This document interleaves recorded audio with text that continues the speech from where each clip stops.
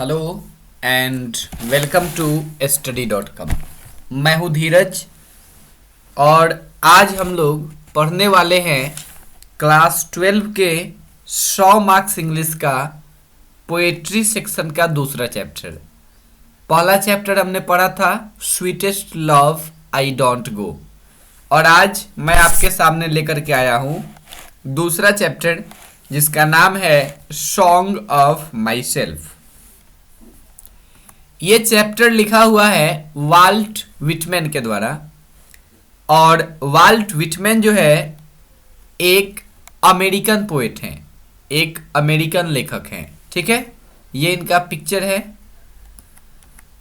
तो चलिए शुरू करते हैं और सबसे पहले थोड़ा सा जानते हैं ऑथर के बारे में, लेखक के बारे में, और उसके बाद अपने चैप्टर को शुरू करते हैं। तो वाल्ट विटमैन का जन्म जो है 31 मई को हुआ था, 31 मई 1819 ईस्वी में, और उनकी मृत्यु हो गई थी एंड डाइड ऑन 26 मार्च 1892 में। ठीक है, 31 मई 1819 को जन्म हुआ था वाल्ट विटमैन का और उनकी मृत्यु हो गई थी 26 मार्च 1892 ईस्वी को। उनका ये सिग्नेचर है, वाल्ट विटमैन का ये सिग्नेचर है। और इनका जन्म जो है America United state of America, इसी यूनाइटेड स्टेट ऑफ अमेरिका में यहाँ पे ये न्यूयॉर्क है, आपका न्यूयॉर्क। ठीक है, तो इसी न्यूयॉर्क में एक जगह है, नाम है उसका वेस्ट हिल, है ना। तो ये जो वेस्ट हिल जगह है, इसी वेस्ट हिल जगह में जन्म हुआ था विटमैन का। क्लियर है।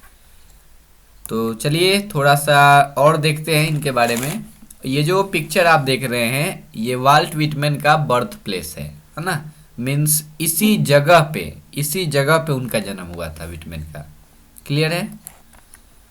और अगर इनके माता पिता की बात करें, विटमैन के माता पिता की बात करें, तो इनके पिता का नाम था वाल्टर विटमैन और इनके माता का नाम था लुइजा वैन वेल्सर विटमैन। ठीक है। इनके पिताजी जो थे वो एक कारपेंटर थे, बढ़ई थे, और इस कारण से लगभग 12 साल तक इन्होंने भी कारपेंटर का ही काम किया। और उसके बाद इन्होंने बहुत सारे काम किए। इन्होंने टीचर का काम किया, इन्होंने एडिटर का काम किया। इन्होंने जब अमेरिका में सिविल वार हुआ था तो सिविल वार के दौरान इन्होंने वॉलंटियर का भी काम किया था। वॉलंटियर का मतलब होता है कि जब जो है आप किसी की मदद बिना पैसा लिए हुए करते हैं तो आप उस चीज़ के वॉलंटियर हुए। ठीक है, तो इन्होंने वॉलंटियर का काम किया था सिविल वार के दौरान। इन्होंने बहुत सारे घायल लोगों की मदद की थी। ठीक है, चलिए अब जो है चैप्टर पढ़ने से पहले थोड़ा सा हम लोगों को जानना होगा लीव्स ऑफ ग्रास। ये लीव्स ऑफ ग्रास क्या है, क्योंकि बिना इसके जाने हुए आप सॉन्ग ऑफ माई सेल्फ को नहीं समझ सकते हैं। अच्छा, ये लीव्स ऑफ ग्रास जो है अ कलेक्शन ऑफ पोएट्री, ये कविताओं का एक संग्रह है। मीन्स ऐसा समझिए कि ये एक बुक है जिसमें बहुत सारी कविताएं हैं। ये बुक है ना, लीव्स ऑफ ग्रास। तो ये बुक जो है सबसे पहले छपा था, फर्स्ट एडिशन इसका हुआ था 1855 ईस्वी में। सबसे पहले ये कब छपा? 1855 में। और जब ये 1855 ईस्वी में छपा था लीव्स ऑफ ग्रास, तो इसमें केवल और केवल 12 कविताएं ही दी गई थी। लेकिन इसके बाद इसके बहुत सारे एडिशन आए और इसका जो सबसे लास्ट वाला एडिशन इसका छपा था 1892 ईस्वी में, जिसमें लगभग 400 कविताएं जो है इसके लास्ट एडिशन में छप गई थी लीव्स ऑफ ग्रास के। तो इस तरीके से हमने लीव्स ऑफ ग्रास के बारे में जाना। चलिए अब शुरू करते हैं। Let's start our chapter. अपना चैप्टर शुरू करते हैं जिसका फर्स्ट स्टैंजा आपके सामने है। ये जो कविता इसमें कुछ और नहीं, बस कवि ने एक सेल्फ रिलायंस की बात की हुई है मीन्स खुद पे भरोसा जताया है कवि ने, है ना। कवि खुद में ही विश्वास करता है। देखिए शुरू करते हैं कविता। I celebrate myself and sing myself. कवि कहता है कि मैं खुद ब खुद जश्न मनाता हूं, मैं खुद को ही जश्न मना लेता हूं और मैं खुद को ही गाता हूं। मीन्स कवि जो है खुद में खुश रहता है, उसको जो है किसी तरीके का वो खुशी उसको ढूंढने की जरूरत नहीं है। आई celebrate myself and sing myself. कवि खुद में ही जो है जश्न मनाता है और खुद को ही गाता है और कहता है कि and what I assume. Assume का मतलब होता है मानना, बिलीव करना। तो कवि कहता है कि what I assume you shall assume. मैं जो भी मानता हूं वो तुम भी मानते होगे। कवि यहाँ पे कहता है कि मैं खुद को ही जश्न मनाता हूं और खुद को ही गाता हूं और मैं जो मानता हूं वो तुम भी मानते होगे। For every atom belonging to me, क्योंकि मेरा जो शरीर है वो जिन अणु परमाणुओं से बना हुआ है। For every atom belonging to me as good as belongs to you. Means मेरा जो शरीर है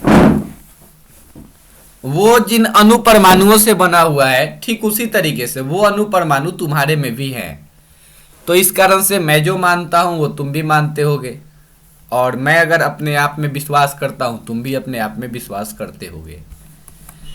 कवि का जो दूसरा स्टेंजा है, दूसरा स्टेंजा कवि कहता है कि I loaf and invite my soul. Loaf का मतलब होता है, अच्छा आपने डैफोडिल्स वाले चैप्टर में जो मेरा डैफोडिल्स का वीडियो है उसमें था I wander lonely as a cloud. तो उसमें जो वांडर का मीनिंग था, वांडर का मतलब होता है इधर उधर भटकना।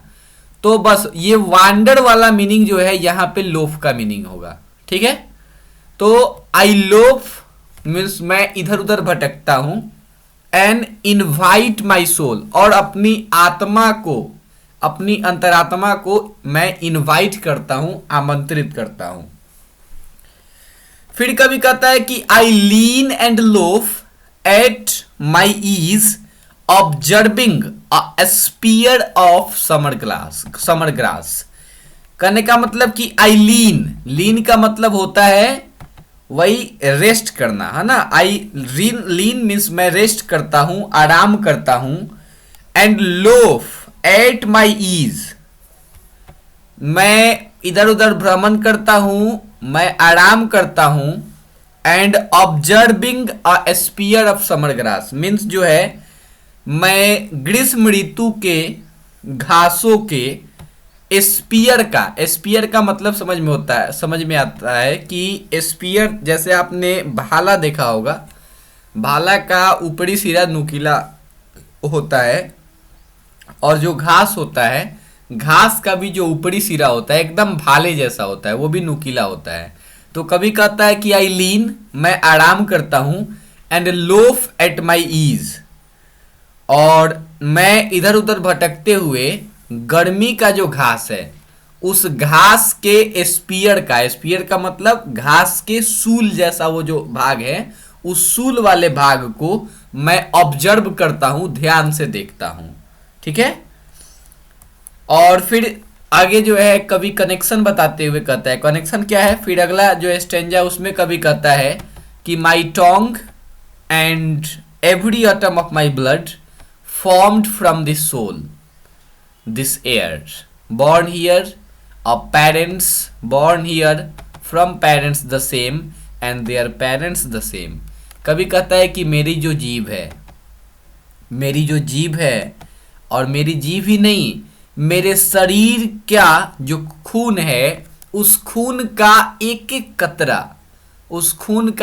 कतरा इसी मिट्टी से बना हुआ है। इस मिट्टी का मतलब अमेरिका वाली, इसी मिट्टी से बना हुआ है, यही की हवा से बना हुआ है।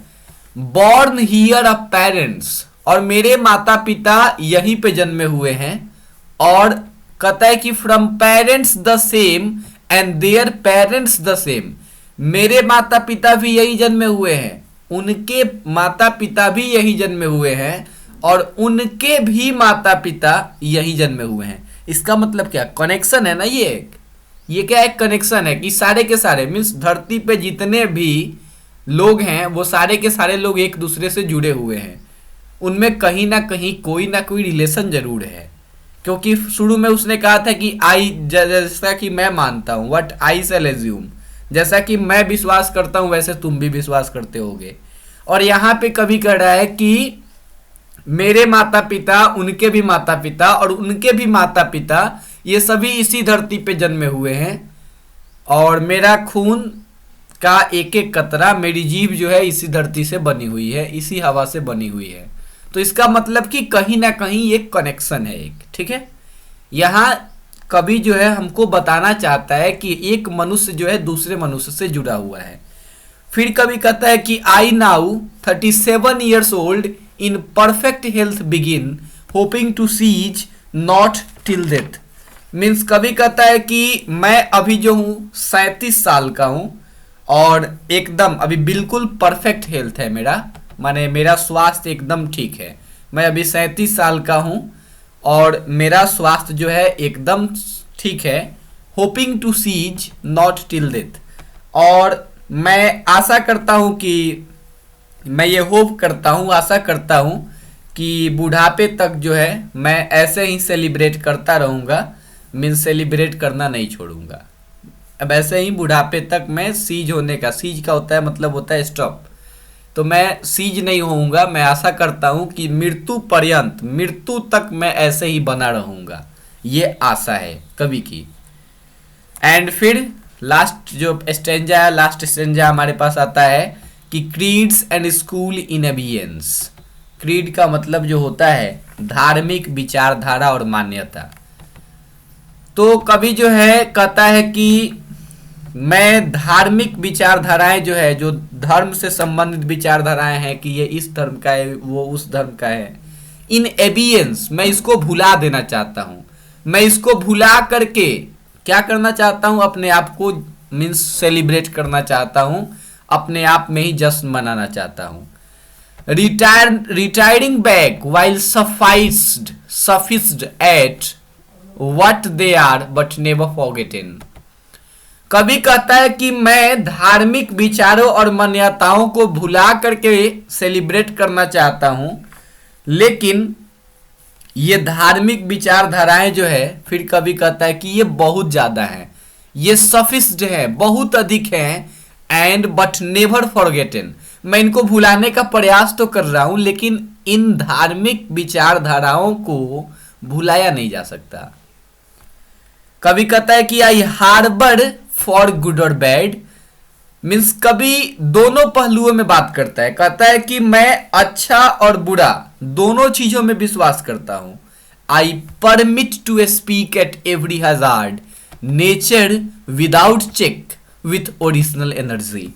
कवि कहता है कि मैं अच्छे और बुरे दोनों चीजों में विश्वास करता हूं, और जितने भी खतरे हैं, एवरी हजार्ड, हजार्ड का मतलब होता है खतरा, डेंजर, जितने भी खतरे हैं उन सभी खतरों में मैं बोलने का साहस रखता हूं, क्योंकि मैं nature without check with original energy, कहने का मतलब है कि मैं ऊर्जामय होकर ओरिजिनल एनर्जी से भर के, मीन्स मेरे में ऊर्जा आ जाएगी, प्रकृति वाली ऊर्जा, नेचर वाली ऊर्जा, और उस ऊर्जा के कारण जो है मैं हर एक खतरे में, अच्छा हो बुरा हो, हर एक खतरे में मैं बोलने का साहस करूंगा। तो यहाँ पे हमने देखा कि कवि खुद में ही जश्न मना रहा है, और वो लोगों के बीच में एक रिलेशन जोड़ना चाहता है कि सारे के सारे लोग जो है यहाँ धरती पे एक ही हैं, सारे के सारे अलग नहीं हैं, और जो मैं मानता हूँ वो और लोग भी मानते होंगे। ये चीज कभी हमको बताना चाहता है। मीन्स कभी कहता है कि हमको इन धर्म के मामलों में नहीं पढ़ना चाहिए, हमको इन धार्मिक विवादों में नहीं पढ़ना चाहिए, लेकिन फिर भी कभी के दिमाग में ये चीज आता है कि नहीं, धार्मिक विचारधाराओं को भुलाया नहीं जा सकता, क्योंकि ये बहुत अधिक है, बहुत अधिक पर्याप्त है।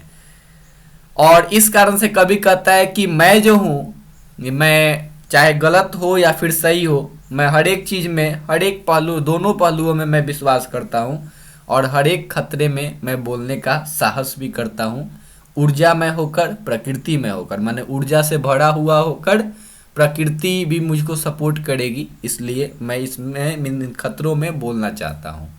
ठीक है, तो thank you for watching this video. आशा करता हूँ आपको ये वीडियो पसंद आया होगा।